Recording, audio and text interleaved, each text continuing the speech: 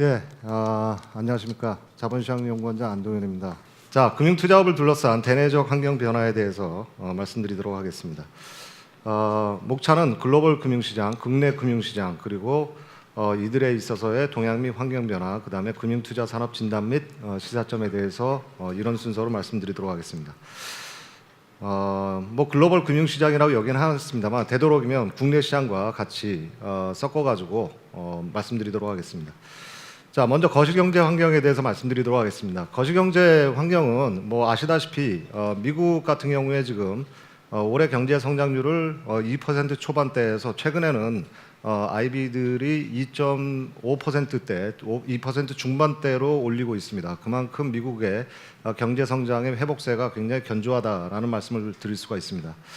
실질적으로 지금 현재 미국의 비즈니스 사이클이 어느 정도에 있느냐 하는 것을 갖다가 판단을 하는 것은 여러 가지 우리가 필터링 방법을 써가지고 분석을 할 수가 있습니다. 그런데 문제는 여러분들 다 아시다시피 2008년 이후에 시큘러 스태그네이션이라든지 또는 뭐 리플레이션 얘기를 하면서 실제적으로 과거에 우리가 봤었던 비즈니스 사이클과는 상당한 차이가 있습니다. 즉 비즈니스 사이클에 있어서의 저점은 V자 형태가 되고 대개 피크는 이제 라운드형으로 돼 있어가지고 저희가 저점을 갖다 파악하는 건 상대적으로 상당히 쉬웠었는데 이번 2008년 금융위기 이후 10년 동안 보게 되면은 계속해서 지지부진한 흐름을 보이다 보니까 이게 도대체 비즈니스 사이클 스테이지를 갖다 우리가 크게 회복기에서 확장기, 그 다음에 둔하기, 침체기 이런 식으로 네 군데로 나눴을 때 어디에 있는지를 판단하기가 지금 쉽지가 않은 이런 상태라는 것이죠. 그렇지만 최근에 와서 이제 작년부터 작년 하반기부터 최근까지의 흐름을 보면은 미국은 경기 회복세가 완연하고 어떻게 분석하느냐에 따라 다릅니다만 최소한 롱텀 트렌드에는 좀 가까이 있다 정도까지는 얘기를 할 수가 있을 것 같습니다. 물론 일부 학자들은 이미 롱텀 트렌드를 갖다가 뛰어넘어서 이미 확장기에 들어섰다 이런 분석까지 나오고 있는 상황일 정도로 미국의 경기는 상당히 좀 좋아지고 있다라는 것을 말씀드릴 수가 있습니다.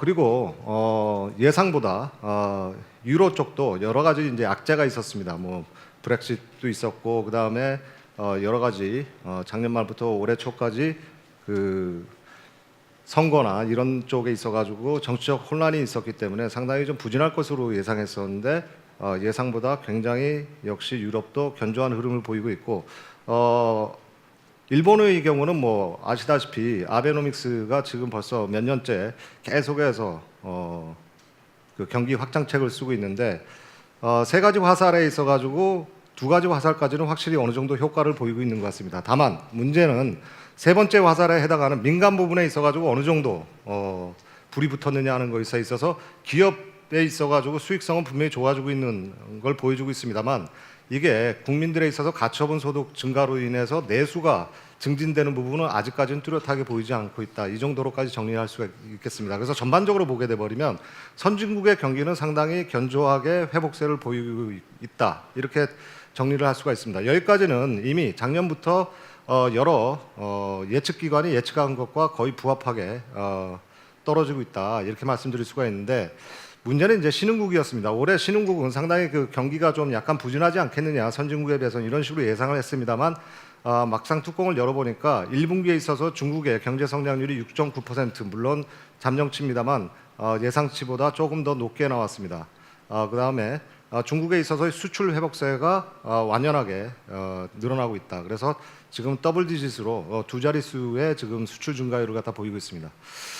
그래서 최근에 와서 IB들이 다시 신흥국에 있어서의 성장률을 갖다 리바이즈를 해서 올해 6% 후반대 정도, 6.8% 정도의 신흥국 전체에 있어서의 경제 성장률을 예측하고 있는 것 같습니다.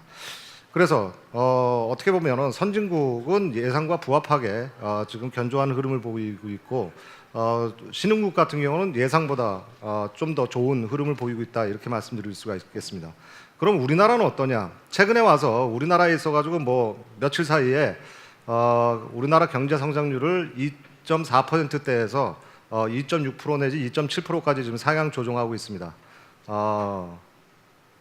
이유는 굉장히 단순하죠. 수출이 생각보다 굉장히 잘 되고 있습니다. 지난 1, 2, 3월 달 세 달 연속 지금 수출 증가율이 두 자릿수를 갖다 보이고 있는데, 문제는 이게 얼마만큼 서스테이너블한 리커버리라고 볼 수 있느냐는 것에 대해서는 여전히 퀘스천 마크가 있습니다. 왜? 뭐 다 아시다시피 바로 반도체 쪽과 석유화학 이 두 분야에 있어서의 수출 증가율에 기대어 가지고 수출이 이제 증가했기 때문에, 그래서 반도체 같은 경우 아시다시피 뭐 슈퍼 사이클이라 그럴 정도로 우리나라가 60% 70%의 그 시장 점유율을 갖다가 차지하고 있는 D램 가격, D램과 그다음에 낸드 플래시가 낸드 플래시가 이제 수출 호조를 보이면서 요 두 군데 석유화학과 더불어 이 특정 품목에 기대어서 경기가 수출 경기가 회복되고 있기 때문에 상당히 불안정한 형태의 수출 회복이다, 이런 식으로 볼 수가 있겠습니다. 또 하나는 우리가 이제 그 경제 성장률을 갖다 이렇게 분해를 할 때 설비 투자 부분을 얘기할 수 있는데, 설비 투자도 수출이 어느 정도 증가를 하다 보니까, 회복을 하다 보니까 올해 생각보다는 조금 좋게 나올 가능성이 높을 것 같습니다.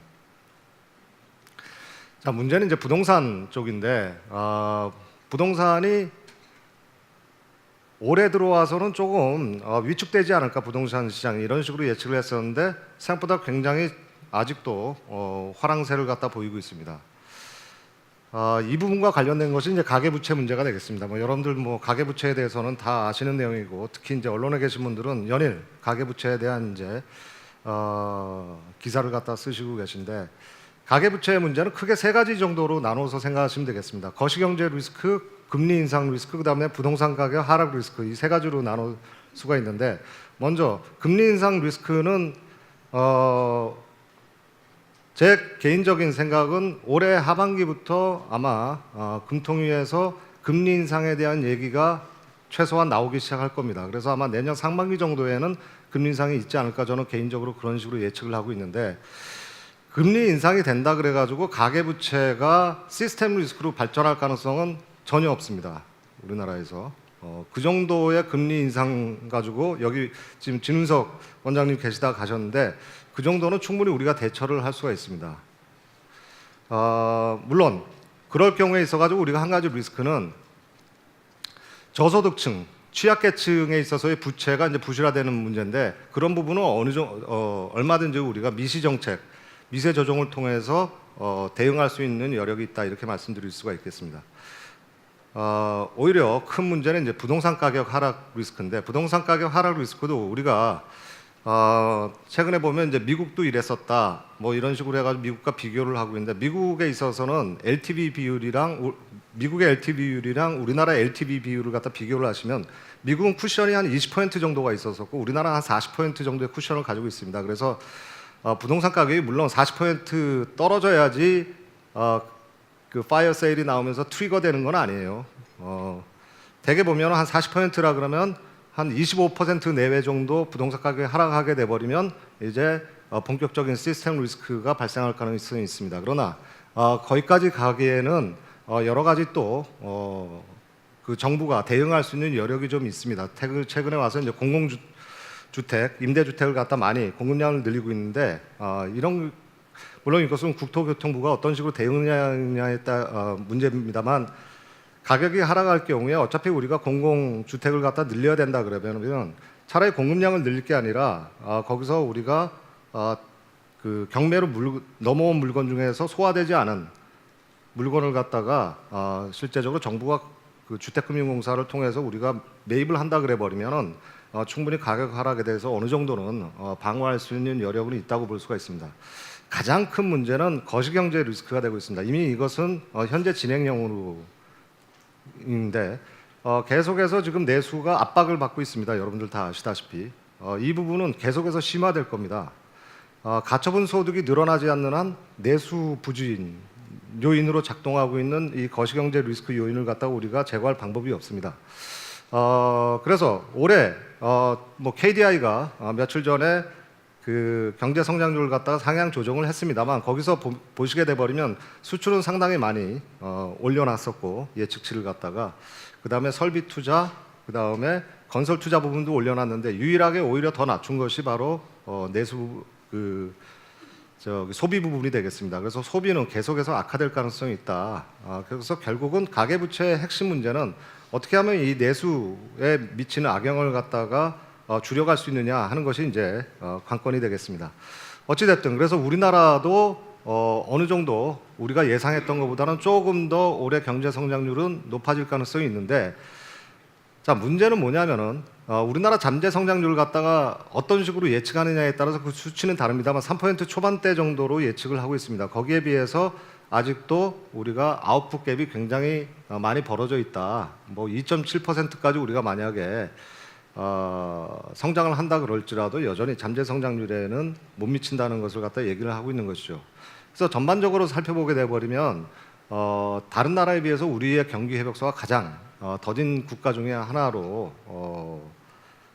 예측되고 있습니다. 이런 부분에 있어가지고는 상당히 우리가 좀 고민을 해봐야 되는 것이죠. 그래서 결국은 우리가 물론 경제 성장률의 수치 하나에다가 일희일비할 필요는 없습니다.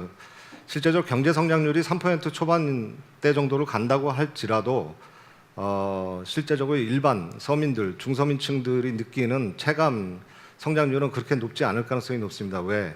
계속해서 우리가 실질적으로 대부분의 성장률을 갖다가 수출 쪽에서 온다 그러면 뭐 아시다시피 이게 낙수 효과가 이미 사라진 지 오래이기 때문에 일반적인 중서민층들이 거기서 수혜를 입는 것은 굉장히 제한적이기 때문에 그런 면으로 본다 그러면은 우리가 좀 고민을 해야 될 것은 어떻게 하면 이 양극화 문제를 해소할 것이냐에다가 초점을 맞춰야 됩니다. 그래서 나중에 가계 양극화 및 그다음에 산업에 있어서의 양극화 문제는 나중에 조금 제가 언급을 하도록 하겠습니다. 자, 어찌됐든 그래서 거시경제 쪽을 보시게 돼버리면 세계 경제는 어느 정도 회복세를 벗어나는 것처럼 보이는데 제가 볼 때는 올해 말까지가 상당히 중요한 시점이 될 것 같습니다. 올해 말까지 계속해서 경기 회복세가 이런 식으로 진행된다 그래 버리면 드디어 2008년 금융위기 이후에 처음으로 제대로 된 회복세를 갖다가 보일 가능성이 높습니다. 그러나 거기에까지 가는 데 있어서 몇 가지 걸림돌이 있죠. 뭐 아시다시피 이제 트럼프가 보호무역주의 기치를 갖다 어떤 식으로 가져갈 것이냐. 자, 트럼프가 지금까지 보여준 행보를 보면 자기가 공약한 대로 거의 다 집행을 하고 있습니다. 물론 워낙 그게 무리한 공약이다 보니까 여러 가지 의회에서 그 장벽에 맞춰가지고 하지 못한 부분도 있습니다만 상당히 강력하게 추진을 하고 있는데 그 중에서 보호무역주의는 최근에 와서 이제 중국과 어떻게 보면은 비경제적인 문제인 외교적인 문제에 특히 이제 북한이라는 이제 리스크에 부딪히면서 한 발 물러난 모습을 보였습니다. 그래서 우리도 환율 조작국에 덩달아 가지고 면했습니다만 올해 10월달 되면 이제 다시 그 문제가 부딪히게 돼 있는데 그때까지는 우리가 좀 지켜볼 필요성이 있죠. 그래서 이 보호무역주의가 어떤 식으로 영향을 미칠지 세계 경제에 그 부분은 계속해서 우리가 주시를 해야 되겠습니다만 거기에 대해서 큰 우리가 네거티브 임팩트를 받지 않는다 그러면 그런대로 내년부터는 조금 더 우리가 세계 경제가 제대로 된 회복세를 갖다 보이는 것을 보게 되지 않을까 이런 식으로 예측을 하고 있습니다.